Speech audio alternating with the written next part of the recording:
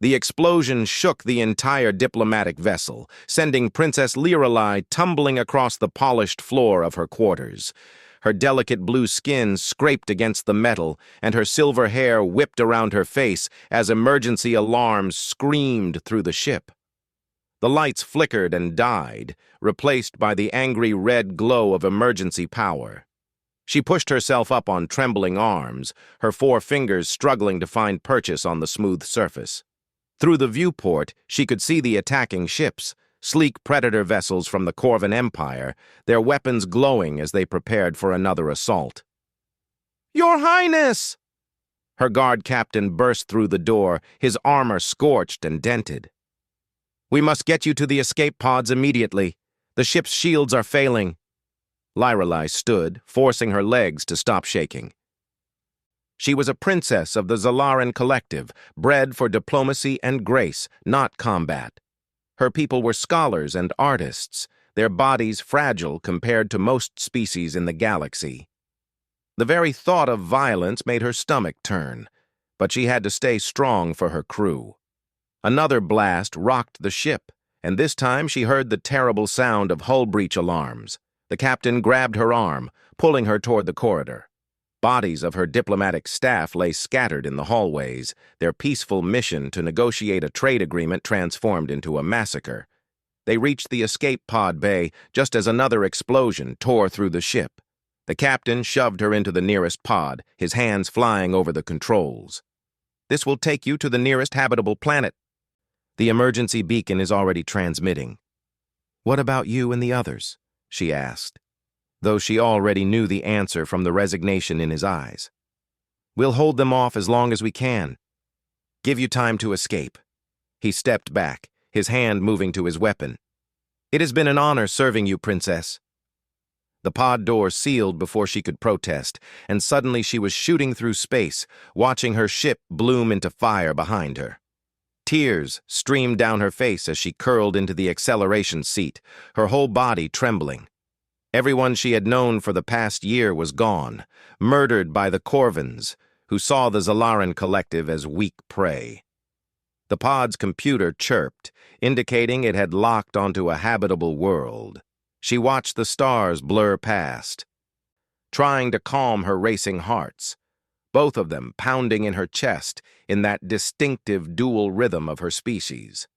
The planet grew larger in the viewport, a blue and green marble that looked almost peaceful from space. The landing was rough. The pod's automated systems did their best, but they were designed for water landings, not the thick forest it found instead. Trees splintered and cracked as the pod carved a burning furrow through the wilderness, finally coming to rest, half buried in soft earth. Lirelei remained still for long moments, barely breathing, listening for any sound of pursuit. When none came, she finally activated the release mechanism. The door hissed open, and alien air flooded in, thick with moisture and the scent of vegetation. She stepped out on unsteady legs, her formal diplomatic robes catching on the twisted metal. The forest around her was unlike anything in Zalaran space. Massive trees towered overhead, their canopies so thick it blocked most of the sunlight. Strange sounds echoed through the undergrowth, chirps and calls from creatures she couldn't identify. The pod's emergency beacon was transmitting, but she had no idea if anyone would receive it. The Corvans might find her first, or she might die on this alien world before anyone came. The thought made her sink to her knees in the damp earth, overwhelmed by the loss and fear. That's when she heard it. A rhythmic crunching sound growing closer, footsteps, heavy and purposeful. Her heart seized in her chest. Had the Corvans followed her already? She scrambled behind the pod, pressing herself against the still warm metal. The footsteps stopped, and she heard a voice speaking in a language she didn't recognize. It was deep, definitely male, but the universal translator in her pod was too damaged to function. Slowly, carefully, she peered around the edge of the pod. The creature standing there was unlike anything in her xenobiology studies. It stood on 2 legs like her own people, but that's where the similarities ended. Its skin was a strange peachy-brown color, with no scales or natural armor visible. It wore mottled green and brown clothing that helped it blend with the forest, and carried a long black object that was obviously a weapon. But it was the face that made her gasp. Only two eyes, both facing forward like a predator. A small nose and mouth, with what looked like fur growing on the lower part of its face, and on its head, short dark fur instead of proper hair. The creature's head snapped toward the sound of her gasp, and those predator eyes locked onto hers. She shrank back, but it was too late. It had seen her. It spoke again, the sounds harsh and guttural. When she didn't respond, it slowly set down its weapon and held up its hands, showing 5 fingers on each, one more than proper beings should have. It took a step closer, and she pressed herself harder against the pod. The creature stopped, then did something unexpected. It sat down on the forest floor, making itself smaller, less threatening. It spoke again, softer this time, and pointed to itself. Human. Marcus. She understood those were words, probably its species and name. When she didn't run, it pointed at her and tilted its head questioningly. Lel, Lyrale, she whispered, her voice barely audible. Zalaran. The human, Marcus, nodded slowly. He reached into a pouch on his belt, and she tensed, ready to run. But he pulled out a small device and spoke into it. More of that harsh language, but his tone was calm, almost reassuring. He gestured to her, then to himself, then pointed through the forest. When she didn't move, he stood slowly and took a few steps away, looking back at her expectantly. She had 2 choices. Stay here with the damaged pod and hope her own people found her before the Corvins, or follow this alien creature. Neither option was good, but something about its careful movements, its deliberate attempt to appear non-threatening, made her decide. On shaking legs, she stood and took a tentative step forward. The human's mouth curved upward, a smile, she realized, though the exposed teeth made her shudder. Her people considered showing teeth a threat display. They walked through the forest, the human leading, but constantly looking back to make sure she followed. Her diplomatic training kicked in, and she found herself studying it. Him, she corrected. The way he moved was fascinating, clearly evolved for this exact environment. He avoided obstacles she didn't even see, ducked under branches with practiced ease. After what felt like hours, but was probably less than 1, they emerged into a clearing. A small structure sat in the center, clearly artificial, but built to blend with the surroundings.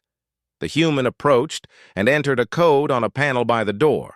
Inside was sparse but clean. Equipment she didn't recognize lined the walls, and a communication array blinked with lights in one corner.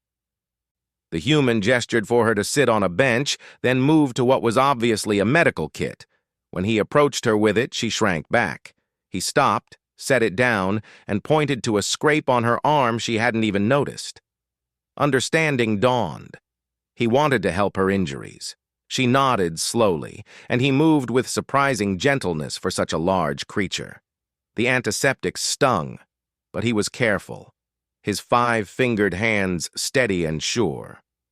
This close, she could see his eyes were brown like tree bark, with whites around them that seemed too large.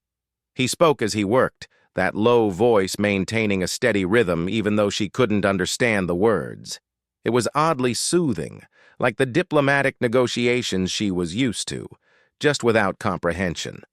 When he finished with her injuries, he moved to the communication array and began working. She watched, fascinated by the way his fingers flew over the controls. He was clearly trying to boost the signal from her pod's beacon. Hours passed. He offered her water, which she accepted after he drank first to show it was safe. He gave her some kind of ration bar that tasted awful, but filled the empty space in her stomach. And all the while, he worked on the communications, occasionally speaking into his device. As night fell, or what passed for night on this world, Exhaustion overtook her. The human seemed to notice, because he gestured to a cot in the corner. She was too tired to be afraid anymore, too drained from the loss and trauma of the day. She curled up on the cot, wrapping her arms around herself. The human continued working, a strange guardian in this alien place. As sleep took her, she wondered if all humans were like this one, dangerous-looking predators who showed unexpected kindness to lost princesses. Her last thought before darkness claimed her was a prayer to the ancestors that her people would find her before the Corvins did, and that maybe, just maybe, this strange human could keep her safe until they arrived. Marcus looked over at the sleeping alien princess, her blue skin almost luminescent in the dim light of the shelter. He'd been on this backwater planet for 6 months, monitoring for illegal colonization attempts. He'd never expected to find alien royalty literally falling from the sky. He'd already reported the situation to command and boosted her distress beacon. Now all they could do was wait and hope the good guys found them first. He checked his rifle one more time, then settled in for a long watch. Whatever had shot down her ship might still be looking for her, and he'd be damned if he'd let them hurt her on his watch. Human soldiers had a reputation to maintain after all. Lyrelay woke to the sound of rain drumming against the shelter's roof. For a moment, she forgot where she was, expecting to see the familiar crystal walls of her quarters. Then reality crashed back. The attack, the escape, the strange alien who had helped her. She sat up slowly, muscles aching from sleeping on the unfamiliar cot. The human, Marcus, was still at his post by the communication array, but he turned when he heard her move. He said something in his language and gestured to a table where he'd laid out more supplies. Her universal translator earpiece had survived the crash, she realized. Fishing it out of her robes. It was damaged, but functional. She fitted it in her ear and heard his words resolve into something understandable. "Morning. I've got some breakfast if you're hungry. Nothing fancy, but it'll keep you going." She blinked in surprise. "I can understand you now. My translator was damaged, but seems to be working partially." His eyes widened. "You speak English? I mean, through the translator?" "Yes. Thank you for helping me yesterday. I was not sure if your species would be hostile." He made that teeth-showing expression again, a smile. "Humans can be plenty hostile, but not to someone who needs help. Especially not to someone running from whoever shot up your ship like that." The reminder of her crew's fate made her eyes fill with tears. She turned away, embarrassed by the display of emotion in front of an alien. "Hey," his voice was softer. "I'm sorry about your people. I saw the debris field on my scanners. They fought hard to buy you time to escape." "They died because of me," she whispered, "because I insisted on attempting diplomacy with the outer systems. My father warned me the Corvins were too aggressive, but I believed peace was possible." "The Corvins?" Marcus moved closer but maintained a respectful distance. "Tall guys? Gray skin? Lots of spikes?" She nodded, surprised. "You know of them?" "We've had run-ins. They tried to raid a human colony about 3 years ago." His expression darkened. "Didn't go well for them. But humans are... Forgive me, but your species appears fragile. No natural armor, no visible weapons." He laughed, a short barking sound that made her flinch. "Yeah, we get that a lot. Come here, I want to show you something." He led her to a wall display showing what appeared to be military recordings. "This is from that colony raid I mentioned. Watch." The video showed Corvin warriors, twice the size of humans, covered in natural armor plating and spikes, advancing on a settlement. Lyrelay had seen such recordings before. The Corvins were unstoppable in ground combat, their biology making them perfect warriors. Then the humans appeared. They moved unlike anything she'd ever seen, using the terrain and working in perfect coordination. Their weapons, Primitive projectile throwers by galactic standards punched through Corvan armor with surprising efficiency. But it was their tactics that shocked her most. They seemed to predict every Corvan move, setting traps, using the enemy's aggression against them.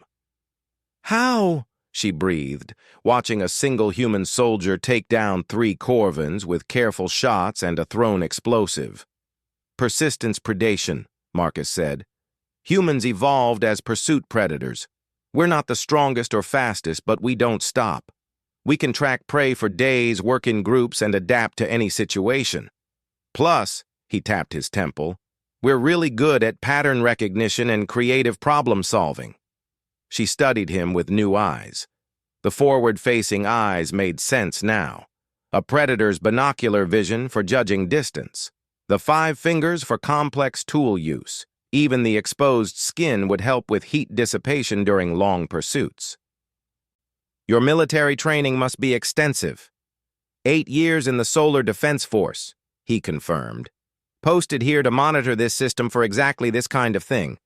Aggressive species trying to expand into neutral space."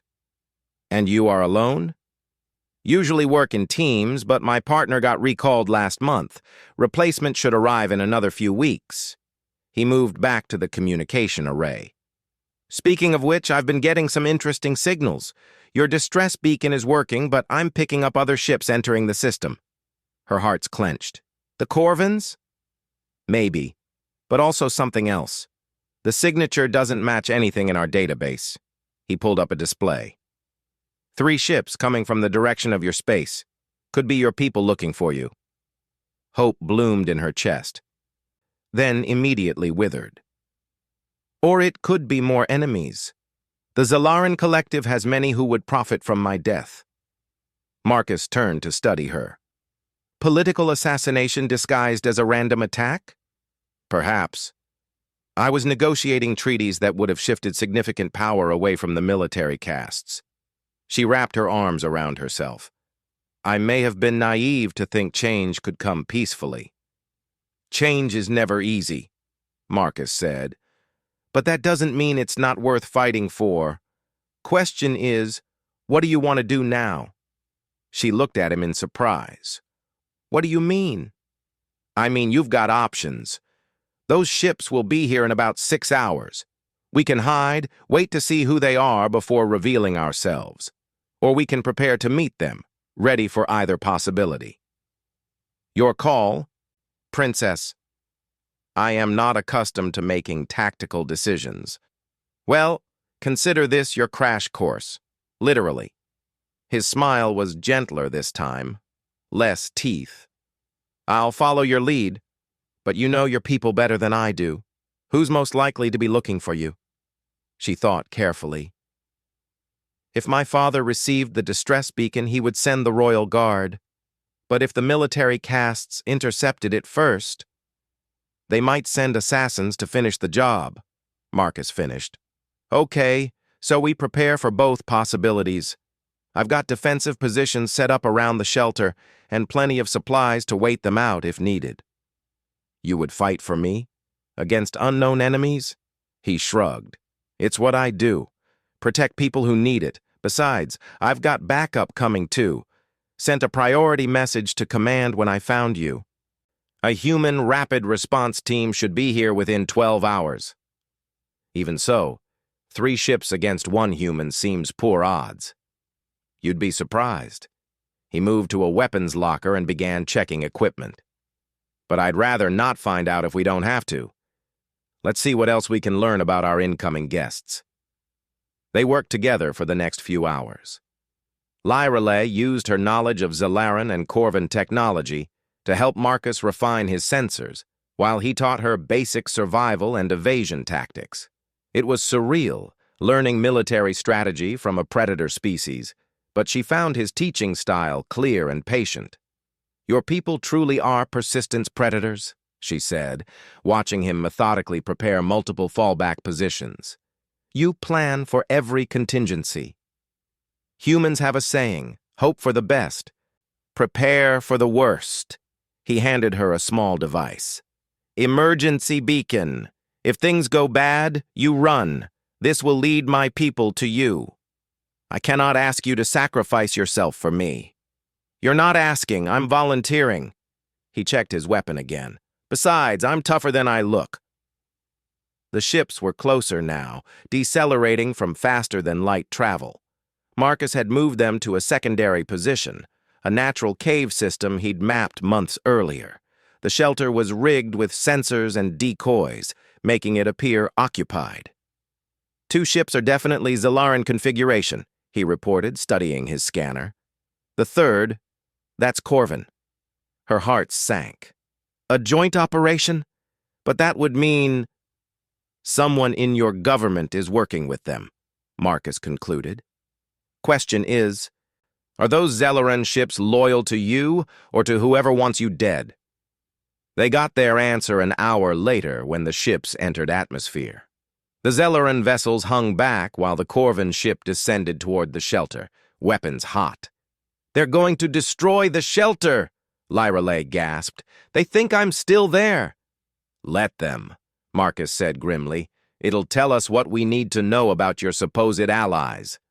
The Corvin ship opened fire, plasma beams turning the shelter into molten slag. Lyrelay watched her last hope of peaceful rescue evaporate with the smoke. The Zelaran ships made no move to intervene. I'm sorry, Marcus said quietly. Betrayal by your own people is never easy. My father must not know, she said, voice hollow. They would not dare do this if he had sent them. Then we wait for my people. He began packing up their temporary camp. The caves go deep. We can stay hidden for days if needed. What about your duty to monitor the system? Right now, my duty is keeping you alive. He shouldered his pack and weapon. The political implications of a Zelaran princess being assassinated on a human-monitored world would be significant. They moved deeper into the caves as the ships above began searching the forest. Corvin ground troops deployed, their heavy footsteps echoing through the trees. Marcus led her through passages barely wide enough for her slim frame, his movements sure despite the darkness. How do you see? She whispered. He tapped a device on his helmet. Night vision. Human eyes aren't great in the dark. So we adapt with technology. My people have perfect darkness vision, she said, but we never thought to enhance it further with technology. Different evolutionary paths, he said. Humans are generalists. We're not the best at anything, so we use tools to make up the difference. They settled in a chamber deep in the cave system. Marcus had supplies cached here, food, water, even basic medical equipment. He set up motion sensors at the entrance while she huddled against the stone wall, trying to process the betrayal. Someone in the diplomatic corps, she said suddenly. They were the only ones who knew my exact route. Any specific suspects? Commissioner Varric. He opposed the peace treaties most vocally, said the military castes deserved their power. Her hands clenched. He smiled as he wished me safe travels. Politicians, Marcus said with disgust. Same everywhere in the galaxy, apparently. The sound of explosions echoed through the caves. The Corvins had found the entrance and were trying to blast their way in. Marcus checked his rifle, then looked at her. Those caves I mentioned, they're not just good for hiding. I've spent 6 months turning them into a defensive position. If they want to come in here after us, they're going to learn why humans are the apex persistence predators on Earth. Despite everything, Lyrelay felt a flutter of something that might have been hope. This strange, fragile-looking alien was preparing to fight impossible odds for her, a foreign princess he'd known less than a day. Why? She asked. Why risk so much for me? He looked at her with those predator eyes, and she saw something unexpected there. Compassion. Because it's right, he said simply, and because nobody deserves to be hunted down like an animal. Not on my watch. The Corvins were getting closer, their heavy footsteps echoing through the tunnels. Marcus positioned himself between her and the entrance, weapon ready. Stay behind me, he said. And remember, If things go bad, you run. My people will find you." She wanted to protest, to tell him she wouldn't abandon him, but the look in his eyes stopped her. This was what he was trained for, what his entire evolution had prepared him for. The Persistence Predator was about to show the galaxy why humans were not to be underestimated. The first Corvin rounded the corner and Marcus fired, the crack of his weapon deafening in the enclosed space. The spike-covered warrior dropped. A hole punched clean through its chest armor. "Welcome to Earth-style warfare," Marcus muttered, already moving to a new position. The hunt was on. The caves became a nightmare for the Corvin warriors. Marcus moved through the darkness like a ghost, using every trick of human warfare. He'd string thin wires across passages at neck height, plant explosive charges in seemingly safe areas, and fire from positions that should have been impossible to reach. Lyrelai watched in horrified fascination as he dismantled an entire squad of the galaxy's most feared warriors. He never stayed in one place, never gave them a stationary target. When they tried to rush his position, they found only empty space and another trap. "Persistence hunting," he explained during a brief respite, reloading his weapon with practiced efficiency. "Humans evolved to exhaust prey. We can sweat to cool ourselves, carry water, eat while moving. We just keep coming until the prey collapses from exhaustion." "But you are not chasing them," she pointed out. "No, but the principle is the same. I'm making them work for every meter of cave. They're heavy, armored, built for quick, decisive combat. The longer this goes on, the more tired and frustrated they get, and tired warriors make mistakes." As if to prove his point, they heard cursing in the Corvin language echoing through the tunnels. The warriors were arguing about whether to continue or pull back. "They did not expect resistance," Lyrelai said, her translator picking up fragments of the conversation. "Nobody ever does," Marcus said with a grim smile. "Humans look soft. We don't have claws or armor or acid spit. But we've got something better, the ability to turn anything into a weapon, and the stubbornness to never give up." The Corvins decided to continue, sending in fresh troops. Marcus just nodded and led her deeper into the cave system. He'd mapped every tunnel, every chamber, turning the natural labyrinth into a killing field. "How many have you eliminated?" she asked after another hour of cat-and-mouse warfare. 15, maybe 20. Hard to tell in the dark. He paused to drink water and offered her his canteen. "They'll run out of troops before I run out of caves." "You speak as if you have done this before." "Similar situations, pirates mostly, the occasional aggressive first contact." He checked his remaining ammunition. "Though I'll admit, this is my first time protecting alien royalty." Despite everything, she found herself almost smiling. "You are handling it well. Training kicks in, protect the innocent, eliminate the threat, complete the mission." He froze suddenly, holding up a hand for silence. "They're trying something new." The caves filled with smoke, some kind of gas grenade. Marcus quickly pulled out masks from his supply cache, fitting one over her face before his own. "Thermal smoke," he explained, "trying to blind my night vision. Smart, but not smart enough." He switched to a different setting on his helmet and continued moving. The Corvins advanced through their own smoke, confident they'd neutralized the humans' advantage. They were wrong. Marcus had memorized every stone in these caves. He didn't need to see to fight here. The Corvins stumbled and cursed in the smoke while he picked them off one by one, their bodies adding to the obstacles in the narrow passages. Then everything changed. A new sound echoed through the caves, the high-pitched whine of Zalaran energy weapons. Her own people had entered the battle. "No," she whispered, recognizing the weapon signatures. "Those are Royal Guard frequencies. My father's men." "Could be stolen," Marcus warned, but she shook her head. "Each weapon is bio-locked. Only the assigned guard can fire it." Hope bloomed in her chest. They came for me. The real Royal Guard. Marcus remained cautious. Then why let the Corvins attack first? To identify traitors, she realized. My father is clever. He sent the real rescue mission but let the conspirators reveal themselves. The sounds of battle intensified. Zalaran energy weapons against Corvin plasma throwers echoing through the caves.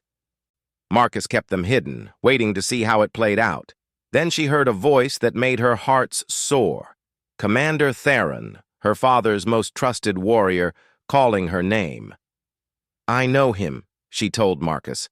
He taught me to dance at my first formal ball.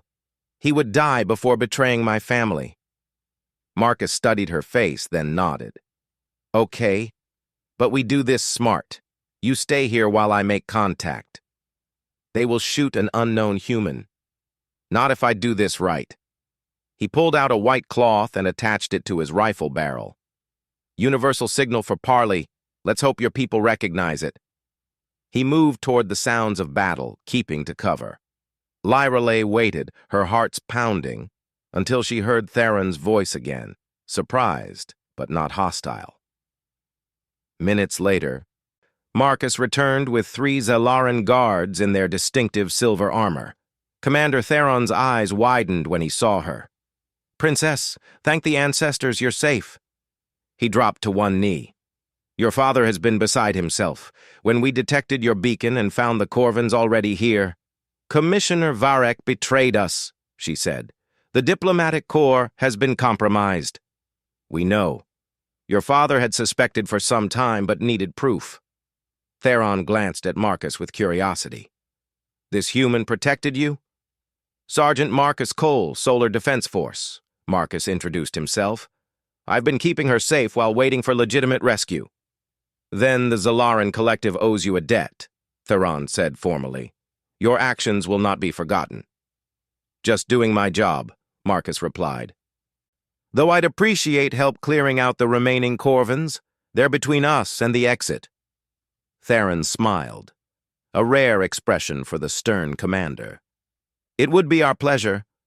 I believe a demonstration of Zalaran human cooperation might send an appropriate message. What followed was a textbook example of combined arms tactics. The Zalaran Guard's energy weapons complemented Marcus's projectile rifle perfectly. The Corvins, already demoralized from hours of fighting in the caves, broke completely when faced with coordinated resistance. Within an hour, the surviving Corvins had fled to their ship and retreated from the system. The traitorous Zalaran vessels tried to follow, but Theron's ship disabled their engines with surgical precision.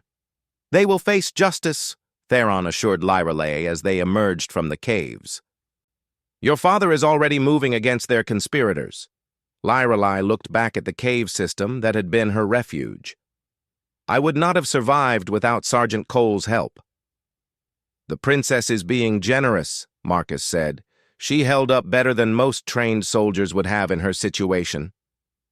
As they approached Theron's ship, more human vessels appeared in orbit, the rapid response team Marcus had called for. What had started as a simple rescue had become an impromptu first contact between their militaries. This could be significant, Theron observed. The Zalaran Collective has had little interaction with humanity. Maybe that should change, Lyrelay said, looking at Marcus. We could learn much from each other. Over the next few hours, as diplomatic protocols were established and reports were filed, Lyrelay found herself gravitating back to Marcus. He was cleaning his weapons and restocking his supplies, preparing to return to his solitary vigil. You could come with us, she offered. My father would welcome you as an honored guest. Hero's reception, medals, whatever honors your people value. He smiled, that predator's smile she'd grown accustomed to. Appreciate the offer, but I've got 4 more months on my rotation here. Job's not done. You would return to isolation after all this? It's what I signed up for. Besides, he gestured to the forest around them. It's not so bad. Peaceful, usually. This was definitely the most excitement I've had. She studied him. this strange human who had risked everything for a stranger. I do not understand your species. You are capable of terrible violence, yet you use it to protect. You are social creatures, yet you endure isolation. You appear fragile, yet you are perhaps the most dangerous beings I have encountered. We're contradictions, he agreed, but maybe that's what makes us human. We adapt to whatever the situation requires. Commander Theron approached, data pad in hand. Princess, we should depart soon. Your father is anxious for your return. She nodded but didn't move. Commander, I would like to propose something to my father, an exchange program between our Royal Guard and Earth's military forces. I believe we could learn much from human tactical doctrine. Theron looked thoughtful. After witnessing Sergeant Cole's effectiveness, I would support such a proposal. The Corvins have never been routed so thoroughly by a single soldier. I wasn't alone, Marcus corrected. I had the princess's help. She spotted patterns in their movement I would have missed, helped me predict their tactics, made a good team. Lyrelai felt warmth in her cheeks, a Zalaran blush. You are kind to say so. As she prepared to board Theron's ship, she turned back to Marcus one last time. Will you be safe here alone? The Corvins may return for revenge. I'll be fine. Besides, after today, I don't think they'll be eager to tangle with humans again. He gave her a formal salute. It's been an honor, Princess Lyrelai.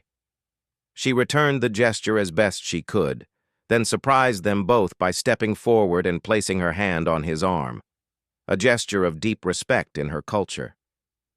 The honor was mine, Marcus Cole. You showed me that strength comes in many forms. I will not forget. As the Zalaran ship lifted off, she watched through the viewport as Marcus's figure grew smaller until he was just a speck against the vast forest. Then even that was gone, and they were racing towards space. An interesting species, these humans, Theron commented, reviewing the combat footage. No rational being should have been able to hold off an entire Corvin strike force alone. They are persistence predators, Lyrelai explained, sharing what Marcus had taught her. They do not stop, do not surrender, do not abandon those under their protection. Valuable allies, then. Yes, she agreed, already composing her proposal to her father. I believe a friendship with humanity could benefit both our species greatly. 3 months later, Lyrelai stood in the Grand Assembly Hall as her father announced the new military exchange program with Earth. The first human advisors would arrive within the week, bringing their unique perspective on warfare and protection. Commissioner Varek and his conspirators had been tried and exiled, their attempt to militarize Zelaran society through assassination, exposed and defeated. The peace treaties she'd championed were being signed across the sector, but her thoughts kept drifting to a lone soldier on a backwater planet, standing watch against the darkness. She'd learned that humans had a saying, leave no one behind. Marcus had embodied that principle, protecting her when he had every reason to stay hidden and safe. The Zelaran collective had much to learn from humanity, not just their tactics or technology, but their spirit, that inexorable determination that made them get up each time they were knocked down, that made them stand between danger and those who needed protection. A aide approached with a message pad. Princess, a communication from the human sector. Personal encryption. She accepted it eagerly, stepping onto a balcony for privacy. The message was brief, typical of Marcus's straightforward nature. Heard about the exchange program? Good work. My rotation ends next month. Been asked to lead the first advisory team to Zalara. Seems someone put in a good word. Try not to get shot down before I get there. M. She laughed, a sound of pure joy that made passing courtiers stare. The galaxy had become a little smaller, and perhaps a little safer, because a human soldier had chosen to help a lost princess find her way home. And now, it seemed, their story was just beginning. As she looked up at the stars, she whispered a prayer of thanks to the ancestors for sending her to that particular planet, where that particular human stood watch. The universe worked in mysterious ways, but sometimes, just sometimes, it put exactly the right people in exactly the right place. Humanity had shown her their strength. Now it was time for the galaxy to learn what she had learned in those caves, that humans were far more than they appeared. They were protectors, warriors, and friends, and they never, ever gave up.